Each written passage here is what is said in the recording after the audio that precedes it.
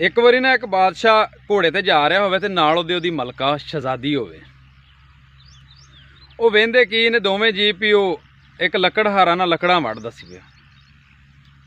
बादशाह अपनी बेगम नूं आंदा कि वेख किन्ना वडेरा हो गया ते गरीब है ते मजदूरी कर रहा हजे तक भी। वो औरत जिहड़ी सी ना बादशाह दी बेगम, उन्हें कहा घर च कोई औरत सियाणी नहीं होनी तां करके अज तक मजदूरी कर रहा। बादशाह आंदा तेरा कहण दा मकसद की है? वो आंदी भी मर्द कामयाबी औरत के सिर ते हुंदा है, औरत ही मर्द नूं कामयाब करवांदी है। अज की गल सिर्फ उन्हां वास्ते भी जिहड़े लोग समझते हैं कि औरत बिल्कुल नाकाम है, औरत जिहड़ी है कुछ भी नहीं, मर्द ही सब कुछ। लेकिन मैं ना भी तकरीबन 80% घर दे विच कामयाब औरत ही करांदी है। बादशाह नूं इस गल का गुस्सा लगा। बादशाह के जेहन च आ गया भी अगर मैं अज बादशाह तो यह मतलब है भी यदा मेरे पिछे हथ। बादशाह ने उन्होंने घोड़े तो लाता।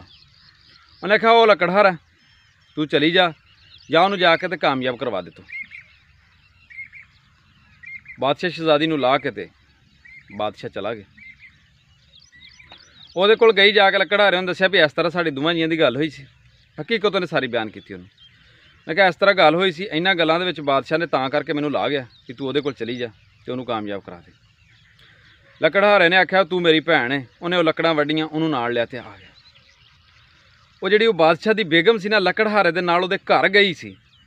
उन्हें आख्या अज लकड़ां वेच के ते अज राशन नहीं तू लैके आउणा, अज तू एक सफेद कपड़े का टोटा लैके आउणा ते फलाने फलाने रंग के धागे लैके आउणे।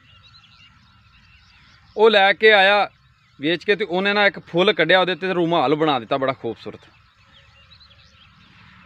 वो लकड़हारा लकड़ा वढ़ लिया। बादशाह की बेगम ने रुमाल बना दिता। शाम को लकड़ा वेचन चला। उन्हें ख्याल रुमाल भी मार्केट वेच के ते अपनी लकड़ां का राशन लै। तो यह रुमाल है ना, ये बदले तू समान ही अगों फिर लैके आना रुमालों का। उस लकड़हारे भी इस तरह किया, समान लैके आया। अगले दिन 4 5 का समान आ गया। उस तो अगले दिन वेच के 10 का समान आ गया। वो बादशाह की बेगम जी इस तरह करती रही। उस तो बाद वड्डे वड्डे छाल कढ़न लग पई, क्योंकि एक बादशाह की बेगम सी, सलीके आउंदे सन, अच्छी कामयाब औरत सी। उन्हें जो आस्ता आस्ता आस्ता वो बंदा कामयाब होना शुरू हो गया। पहलों तो असीं ताज़ी मजदूरी करदा सी ते खांदा सी। उहदे शहर दे विच टाल लग गए। टालां दा चेयरमैन बन गया 1 साल दे विच।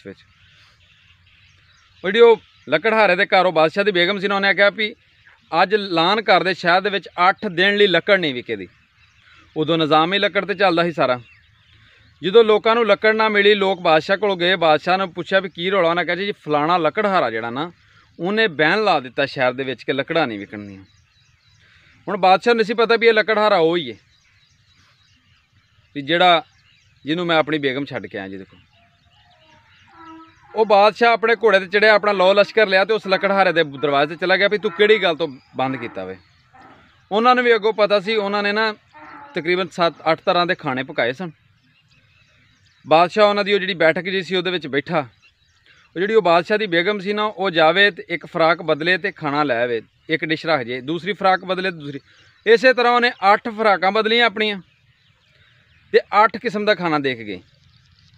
हुण बादशाह हैरान हो गया भी इन्हें इन्नियां शहजादियां रखियां ने, जिहड़ी हर डिश वारी नवीं शहजादी आउंदी है। बादशाह ने उन्होंने पूछा भी की गल है। उन्हें आख्या लकड़हारे नूं भी तू लकड़ा क्यों नहीं देंदा। उन्हें लकड़हारा आंदा जी तैनूं आउंदी है, तो एक औरत आण के तैनूं सब कुछ दस्सदी भी किहड़ी गल तो लकड़ा मंगदी। जो खाना शाना लग गया, खाना शाना खादा, वेले होए तो जी बादशाह की बेगम सी आ गई। आण के बादशाह सामने बैठी तो बादशाह वेखण लग पिया भी ये की हो गया। उन्हें आख्या तू मैनूं इसे गुस्से च ला गया सा ना भी तू ये सोचेंदा भी मैं अगर बादशाह तो मेरे पिछे औरत दा हत्थ है।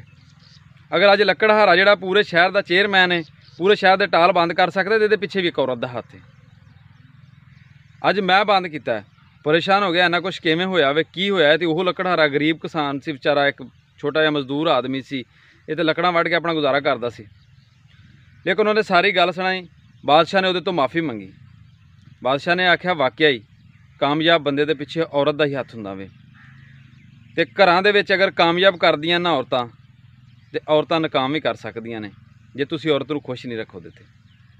औरत तुहाडा चैन सुख भी बर्बाद कर देंदी है जे औरत नूं तुसीं सुख नहीं खुश नहीं रख देते। औरत नूं सुखी रखिया करो। एक औरत ही मर्द नूं कामयाब करदी है। बाकी मेरी दुआ है सारे मेरे प्यार करने वाले जिथे भी है ने पूरी दुनिया ते हसदे रहो, ਵਸਦੇ ਰਹੋ। ਤੁਹਾਨੂੰ ਮੇਰਾ ਸਲਾਮ ਹੋ ਗਿਆ।